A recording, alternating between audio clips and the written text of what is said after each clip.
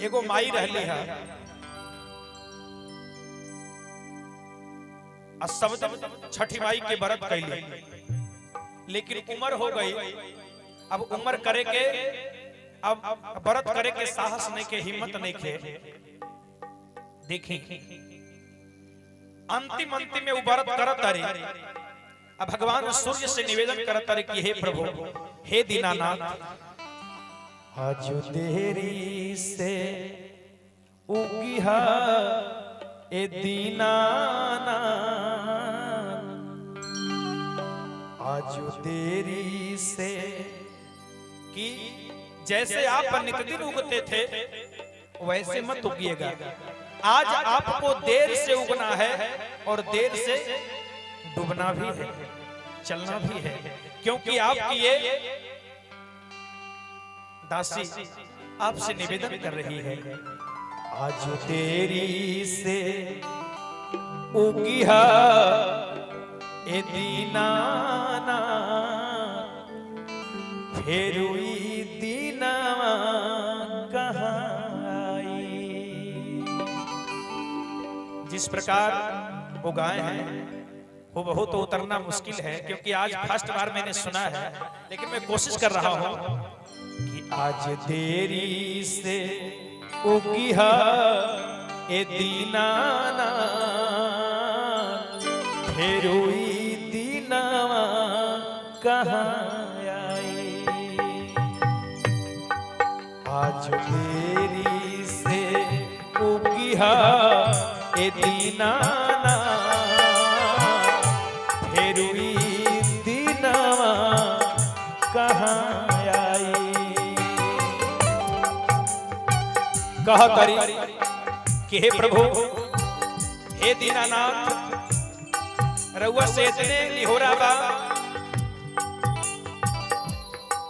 आज देरी से उगिहा ए दीनानाथ, फेरुई दीना कहाँ आई।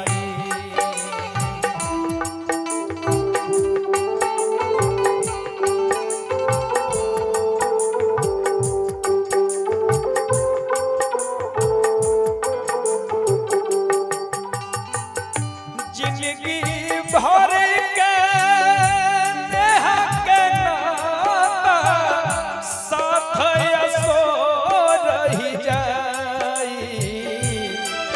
आज देरी से उगिहा ए दीनाना, फेरुई दीना कहाँ आई। आज देरी से उगिहा ए दीनाना, फेरुई दीना कहाँ आई।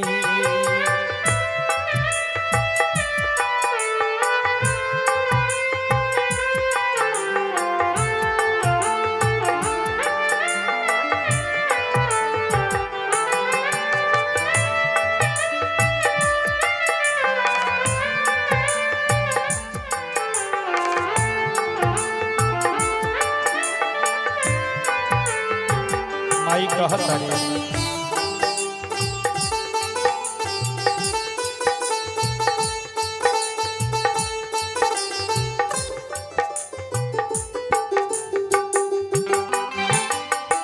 लइकाई से उम्र बता कर छठी से ऐसन नहिया लागल।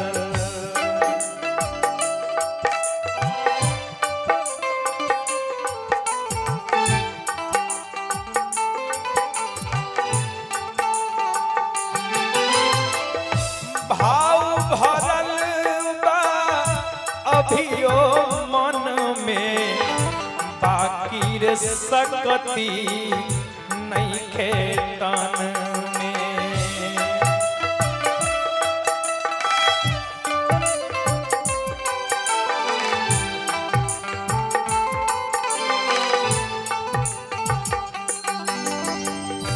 ऐसन हो बादल लागी रुकल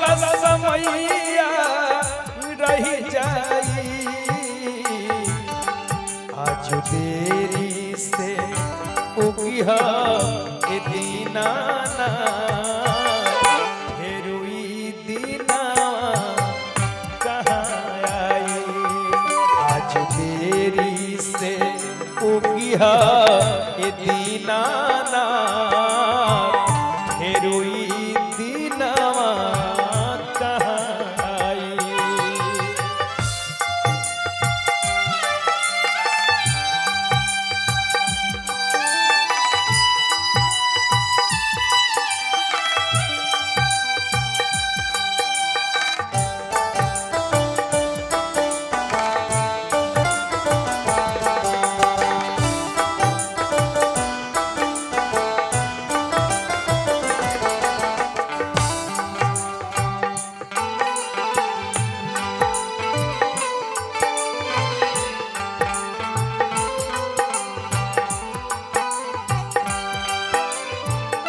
रौरे से खुश हाली घर के आस पुरौली गौआ घर के।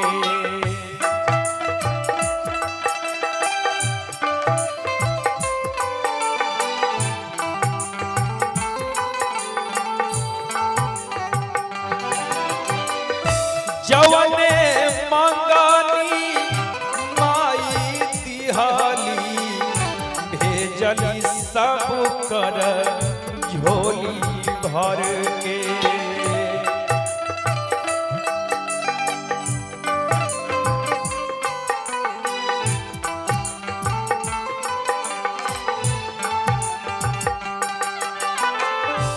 अर्ज करीले छठी माई से एक बेर कृपा करी जाई।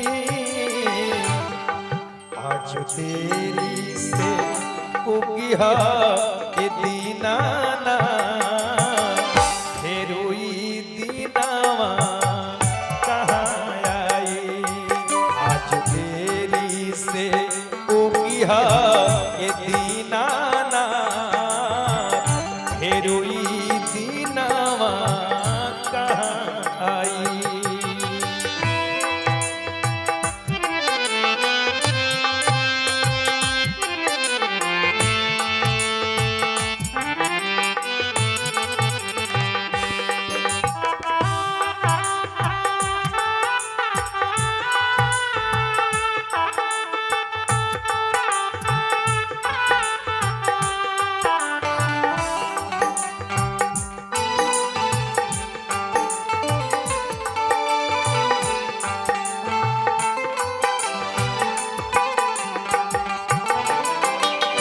रौरा के कोहरावत बानी आसो छठी बैठावत बानी।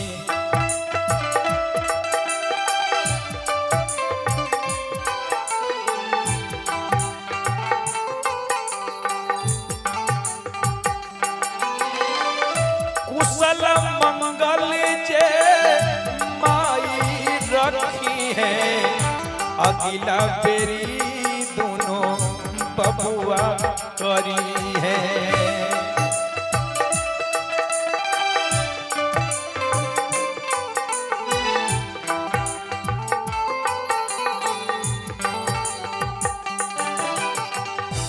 अंतिम इच्छा है सूरज देव कैले परतिया तरी जाई।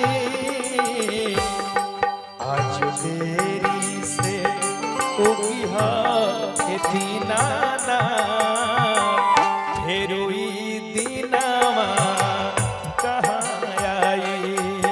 आज देरी से उगिहा ए दीनाना फेरुई